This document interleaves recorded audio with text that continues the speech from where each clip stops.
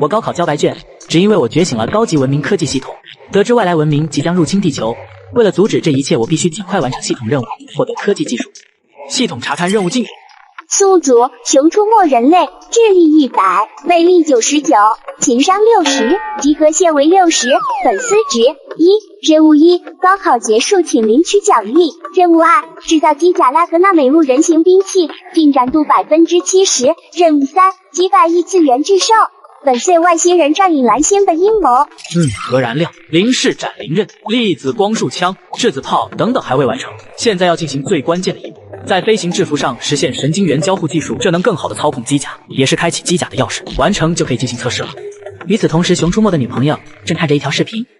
你好，同学，我是记者花绮罗，请问你为什么交白卷？造机甲都忙得不可开交，哪有时间上大学啊？抱歉，我很忙，我要去造机甲。太丢人了。喂，熊出没，我和单手开麦巴赫的彪同学在一起了，我们分手吧。哦，我知道了，我很忙，拜拜。混蛋，祝你单身一辈子，哼。机甲马上初步测试了，渣女只会影响我研发机甲的速度。耗时3年制作的机甲马上就可以飞上蓝天了。熊出没心中的激动、兴奋与忐忑难以想象。他深吸一口空气，走进仓库，换好特殊制服与护目镜，将燃料放进原子炉，体内的热血澎湃。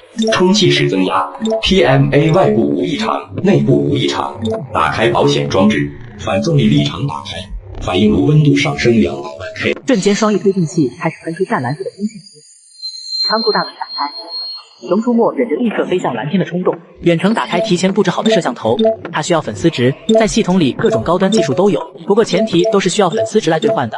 当下，无疑机甲的视频曝光才是最好的选择。无论是以后进入帝国家核心，还是自己体验视野，都会带来显著。真帅，看得俺鸡皮疙瘩都起来了。这个大家伙我在动画片里见到过，没成想能亲眼目睹真正的机甲。钢铁侠的功力。快，太快了！这还仅仅是机甲部分性能而已，现在只是个半成品。如果是完全 T 的话，哇！接下来测试下人形形态，随即战斗机形态变成人形形态。我去，变形了！同样的，熊出没心底也十分震撼。测试了一会机甲记录部分数据，开启战斗机形态缓缓飞回仓库。别都玩闹，多再飞一会儿。哇，简直太酷了！夜里，熊出没独自坐在电脑前，慢悠悠地剪辑着视频。沙雕卫视电视台开始播放新闻，一位长相干练的女主持人对着荧屏说道：今年帝国有史以来出现第一位高考交白卷的考生，究竟是出于什么心理呢？是社会的扭曲，还是道德的沦丧？下面让我们一起跟随记者去看看到底发生了什么。你好，同学，我是记者花绮罗，请问你为什么交白卷？造机甲都忙得不可开交，哪有时间上大学啊？抱歉，我很忙，我要去造机甲。刚刚的这位同学就是华国第一位交白卷的熊出没。根据了解，他交白卷是为了不上大学，在家造机甲。观众朋友们，你们没有听错，他所谓的机甲就是影院里上映的高达。以上皆是熊出没同学的回答。牛批啊！看似言语豪迈，对上大学不学无故，但那分明就是老丑。这好像是第二中学的学生。熊出没已经高中毕业，和我们学校再无半点瓜葛。有关于熊出没的消息被大量转载，消息就如台风一般，在快速席卷着华国内的各个城市。此时，熊出没对这一切并不知情，依旧坐在电脑前剪辑着视频，一直到深夜视频剪辑才算完成。第二天，熊出没起床，将剪辑好的视频放在网上，便出门驾驶着机甲飞往天空，练习机甲操作。熊出没呢？那个小兔崽子呢？出去都疯了，怎么了这是？熊出没真是太让我失望了，非要和记者装逼，这下好了，全华国都知道你儿子装逼的豪言壮语了。造机甲忙得不可开交，我看是挨揍的不可开交。小点声，这么多外人在呢。这个小兔崽子，老子今天非把他的腿给打断。忽然天空传来一阵破空声，马健下意识仰头，大嘴立时变成菱形，呆滞地望着天空突如其来的大家伙。忽然他身子一僵，似乎是想到了什么。这他妈不就是机甲吗？真是熊出没造的。紧跟着他就见到机器人换了一种形态，这是一种类似战斗机的机甲。嗷的一声钻进1号仓库。老舅怎么来了？你老舅对你很失望，那真是你造的？对，我造的。我对你太失望了，造了这么个大家伙，居然还瞒着你舅，我可是你亲舅啊！推进器还未冷却，千万不要摸。知道了，我就摸摸，绝不瞎碰。哦啊！这触感完全不是熊出没小舅母的身子可以比拟的，它是如此的冰冷而坚硬。屌丝才开迈巴赫，真男人就要开机甲。我依靠高级文明科技系统，耗时3年时间，造出全球第一架人机双形态机甲。视频一经发布，立即在华国互联网上掀起滔天巨浪。那些还在嘲讽熊出没的键盘侠们纷纷打脸。此时，熊出没的前女友阿娇可谓是春风得意，因为她公布了自己的迈巴赫男朋友。是闺蜜打来的，一定是闺蜜的祝福电话。阿娇，你是不是瞎？因区区一个开迈巴赫的，就和熊出没分手？什么？迈巴赫还区好几百万呢，好吧？我要是你就主动把自己洗白白，爬到熊出没的床上。你现在看看热搜都是什么吧，你个二货！啊，我看到了什么？阿娇即使在不懂机甲，但也明白一个道理：迈巴赫是少见，但机甲是造不出的物体。可熊出没居然真的造了出来。我竟然因为一个开迈巴赫的穷屌丝，甩了一个开机甲的高富帅。那机甲视频我看了，太帅了，你造吗？我听说他女友知道他造机甲，直接和他分手了。纯纯的傻帽一个，可能现在还想着怎么复合呢。啊，对，傻帽猪脑子，滚！系统，我现在有多少粉丝？宿主熊出没，粉丝值125万。这才多少时间，自己就有100多万的粉丝了。这个速度发展下去，离获得骨骼外装机甲、单兵作战机甲等技术也不远了。宿主完成任务1，现可领取驾驶专精，是否领取？领取。紧跟着，熊出没脑子里多了一些驾驶经验，似乎是过来的，并不陌生。熊出没闭着双眼感受了一会，不多时，当他再次睁开双眼时，已然成为一名在任何环境都能嗅出天机的老司机。下午，熊出没在家里思考如何赚取粉丝值。我是杨永康教授，熊出没他就是个骗子，这样的人就该进我们界网瘾中心用电击治疗一下。下面紧急插播一条新闻：刚刚大沽桥意外崩塌，请相关车辆绕行，相关部门正在组织救援。大沽桥意外崩塌，救援？对啊，我可以开机甲去救援了。熊出没在极短的时间将飞行制服与护目镜换好，列上机甲，在指示器操作了几下，原子炉点燃，风气式产生。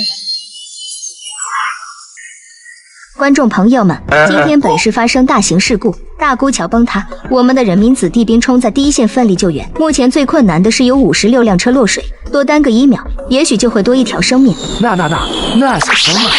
好帅的机甲！那不是网上整治不锈的机甲吗？这究竟是什么情况？那个机器人下河了。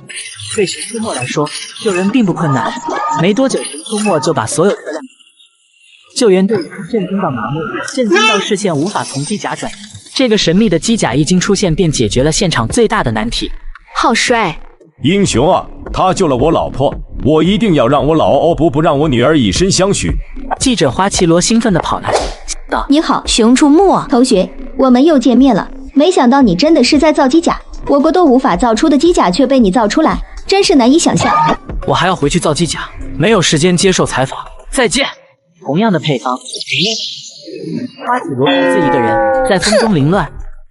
冀州行省蓝梦大学，这个叫熊出没的高中毕业生是否有资格破例提前录取进我们大学？现在问题是人家不上大学啊。我们蓝梦大学是最优秀的大学，是最受向往的大学。如果那个熊出没不傻，就一定会改变主意来蓝梦大学的。地京市直隶军事大学。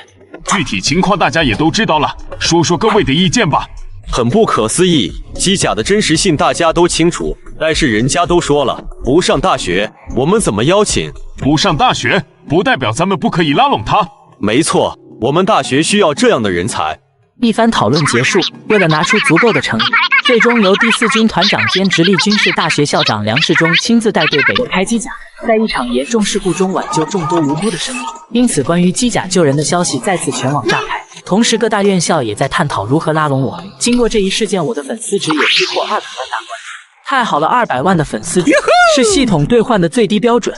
系统打开兑换商城，3维立体技术，生化培养槽 ，T600 机器人 ，T800 机器人 ，T1000 机器人。系统商城内包罗万象，可惜只能兑换最便宜的3维立体技术了。有了这图像处理技术，以后将会更加熟悉对机甲的制造。经过一天的忙碌，熊出没终于搭建好了3维立体启动。出没有客人找你。你好，我是第4军团长梁世忠，也是直隶军事大学的校长。梁世忠自报家门，然而众人却被眼前的一幕惊呆了。这是3维立体技术。我擦，3维立体技术好牛皮，但是我完全看不懂。嗨，别！熊出没同学，我以第4军团以及直隶军事大学的名义，现在向你发出邀请，希望你能够加入第4军团与直隶军事大学。谢谢帝国的看重，加入可以，不过我有条件。你说，我们一定会竭尽全力满足。我需要一个研究基地以及配套的科研团队，在这个基地内，任何人不许对我指手画脚。没问题。还有上不上学是我个人的意愿，任何人不得约束我。就算是你想学，我们也没有什么可以教你的了。如果你愿意，我们还会直接授予你教授的职位。我需要大量的材料，希望你们配合我。为了它？没错。如果机甲在战场上，它的表现会是基于机甲的强大能源与灵活性，配备近战零式斩灵刃、远程粒子光束枪、重型质子炮，可以说是地面部队的收割者。同时，机甲拥有超高的飞行速度，可以轻松拦截任何音速战斗机。造一台机甲所需的费用以及材料是一个天文数字。我依靠家里的背景，用各种节俭才制造今天的进度。关于机甲的制造，你们能承担吗？能承担，我会和国家汇报的。只要能量产，就是拆第3军团的军舰也不是问题。皇帝府邸，陛下，有事？有天大的事情。是姓杨的坐不住了，还是元老会又闹幺蛾子了？你说吧。都不是，是这样的。能飞，能变身，可以轻松干掉坦克和飞机的机甲，还有多点触控的3维立体技术，这一切都是出自一个高中毕业生之手。都是真的，我带来资料了，您看看。他的要求全部满足，这个人以后将会是帝国的砥柱。另外，秀儿在你那，安排一下秀儿多照顾她。让长公主用美人计笼络人心嘛。秀儿的医术不错，我是说让秀儿注意她的健康情况。我回去就会派出精锐部队形影不离的保护她。虎狼皇帝办公室。哦，天啊！根据军方的验证，机甲是真的。我相信，只要一张绿卡机甲，就是我们坚立国的了。嗨，是剑桥大学的史密斯先生吗？哦，我的朋友，我需要你去谎言给一个叫熊出没的青年人坚立国的身份。哦，好的，是最近谣传造机甲的那个熊出没吗？哦，是的。那你谎言国有机甲了？首先咱们，我们要不要把这熊出没拉拢过来为大我国效力？阿哥，你难道忘记我们与黄岩国的恩怨了吗？这样的天才是去坚立国也不会来我们倭国的。于是世界各国都动身了。眼下，熊出没已经是各国哄抢的对象了。在继国内高校与国外大部分高校开始向熊出没抛出带有浓浓诱惑的橄榄枝。对于那些橄榄枝，其实熊出没全部回绝。你好，熊教授，我是第4军团突击部队李贤，官职团长，奉命前来安全护送你到集聚室。安全护送我？是的，帝国收到情报，最近有外来势力入境，目标就是你以及机甲。基地搞好了？好了，我们随时可以去集聚室基地。那出发吧。熊出没深吸一口空气，去了基地将会改变原有的生活方式。秘密基地，基地采用上下建筑，基地表与地底。该基地内含巨大的机库、维修库、升降井、起重机、跑道甲板、指挥室等等，已经有了一丝只有在科幻电影里才能看到的画面。你好，熊教授，我是基地医护部门的负责人江秀儿。你好。我简单介绍一下，这位是长公主江秀儿小姐，一直在负责基地的医护工作，算是后勤吧。在基地有不懂的事情，可以问秀儿小姐。她是部队出身，做事干练，人又漂亮大方，素有帝华之秀的称呼。会议厅，从今天开始，我将每天抽出时间在此传授机甲制造技术。科研人员们就跟吃了猛药似的，随着时间的推移，彻底摆脱了对机甲什么都不懂的小白。制造机甲的任务也在有条不紊进行着。熊出没则负责监督。有了科研人员们的参与，熊出没身上的担子自然也就轻松了许多。基地靶场，熊教授的枪法真是日渐精深。科学家的身体素质和我们这些士兵一样，说出去可能都没人信。我听蒋秀儿小姐说，熊教授自从来咱们这训练，他现在的基本体力、反射神经、格斗能力都已经高于平均值了。江秀儿经常来这里。整个第4军团的医护工作都归他管，你不知道。熊教授，这位找你。有事？熊教授，咱们没事，都是帝国的军人，不是外人。还有2个小时机甲就组建完成了。王某叫我来喊你回去。这么快？都快1年了。自从基地开始正式制造机甲，你就几乎天天往兵营跑了。那回去看看吧。刚才说什么来着？再有几个小时机甲就造好了。我操，那岂不是咱们军团以后就成机甲军团了？再有军事演习就爽了。嚯！你可拉倒吧！军团10万多人，给你配人手一个，还不横扫整个世界了？熊出没来到基地内，用时205天3个小时6分钟，帝国真正意义上的第1台机甲终于完成了。我开机甲，在一场严重事故中挽救众多无辜的生命。我又造出全球首台3维立体投影仪器，并接受了第4军团的招揽，在国家的支持下，造出我国真正意义上首台机甲。这条消息再次引爆全网。此时皇帝府邸，陛下，机甲完成了。蓝城令，存付下去，我明天就过去一趟。我要亲眼看着龙国制造的第1台机甲正式诞生。宿主熊出没，任务1，制造机甲进度90%。任务2，阻止怪兽入侵，倒计时开始。粉丝值700万。机甲明明都已经造完了，然而还没100%，难道必须完成武器？还有那怪兽入侵，倒计时就代表着临近，可是又到底怎么入侵呢？他是地花之秀吧？还有陛下身边的是第3、第5、第6军团长。熊出没，这个可以了。谢谢。是我来晚了，还是测试吧？这次测试是综合测试，内容是。了解。此时，由指挥室传达过来的警戒声也响彻在整个基地。天龙号出发。反应炉温度上升200万 K， 充气室开始产生反应，散热系统点燃。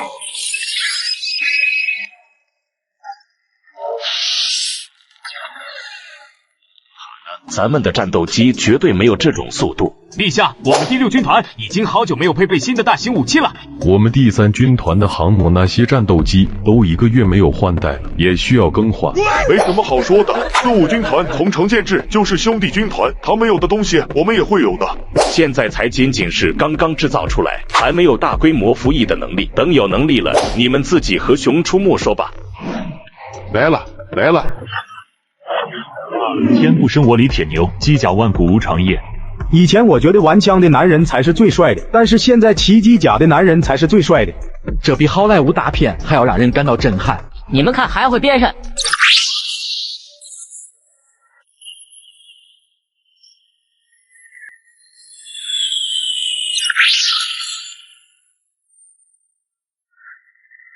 西苦你令，今天我们都从机甲身上感到了震惊，还有你驾驶的技术很棒。这个机甲命名了吗？地花之秀叫它天龙号。好名字，天龙、战龙、耀龙、地花之秀是。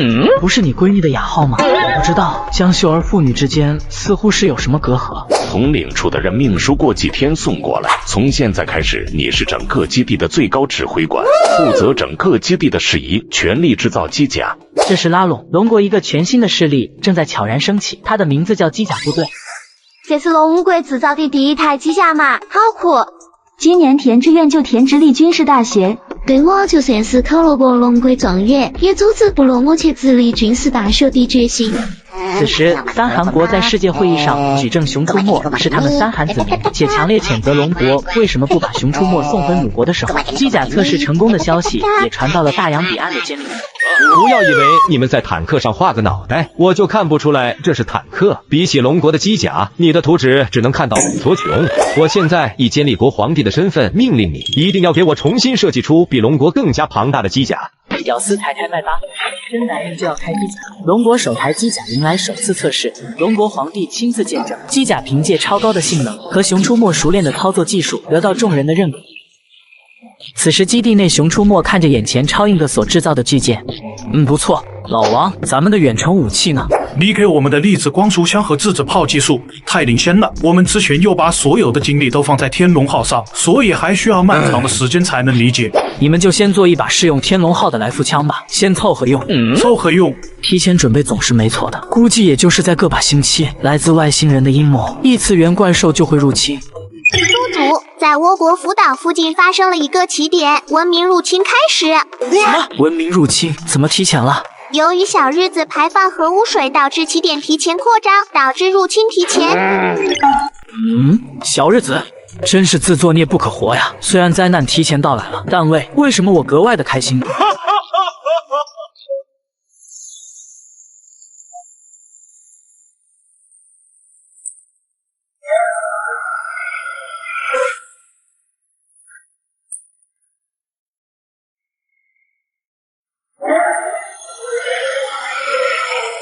马尼，来打火烈！他还是怪兽，牙坏的，这一定是龙国制造的怪兽来袭击我们了。然而怪兽恐怖的大嘴巴口中发出一道璀璨的红光，击中前方建筑。马尼，福岛出现了超过80米的怪兽，首相萨满我们的大型武器都无法锁定怪兽，而且那怪兽还有某种神秘的能量罩，背后还有机械翅膀，那只能依靠传统武器进行打击。怪兽怎么会长着机械翅膀？莫非背后有人在操控？难道是龙国？这边残破的城市到处高楼崩塌，快看，我们大倭国引以为傲的战斗直升机，我们有救了！我们地质导系统是另批干活，不用管，快激发射导弹。于是2栋侥幸从怪兽手中逃脱的写字楼被4颗导弹炸毁。马尼，军方这群蠢猪导弹都能打歪，快跑啊！恐慌再次笼罩在倭国民众的内心之中。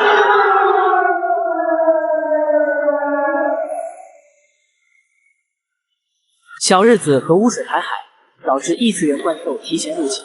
小日子军方束手无策，纷纷四处逃窜。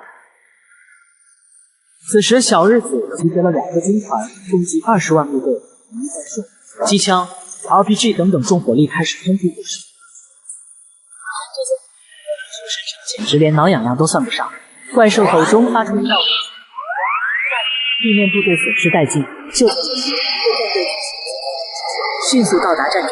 我们福岛市民众欢呼，他们相信倭国的骄傲战斗机可以阻挡，这头怪兽自然也不在话下。不愧是我们大倭国就是厉害，我们的空军完成任务都已经返航了啊！为什么我们的导弹只有2枚命中呢？我们的空军不是返航，而是吓跑了。这真是我们的军队吗？我一抛掉的威力都比刚才的炮弹厉害。怪兽事件震惊了全球。熊出没，快开门，出大事了！啊，有事！你快来！江秀尔拉起熊出没就往指挥室跑。你等等我把睡衣换了再说呀！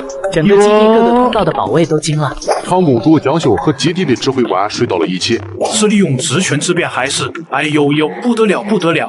梁时忠很诧异的看着熊出没的这副打扮，怎么看都像是江秀儿小姐刚把他从床上给弄过来的。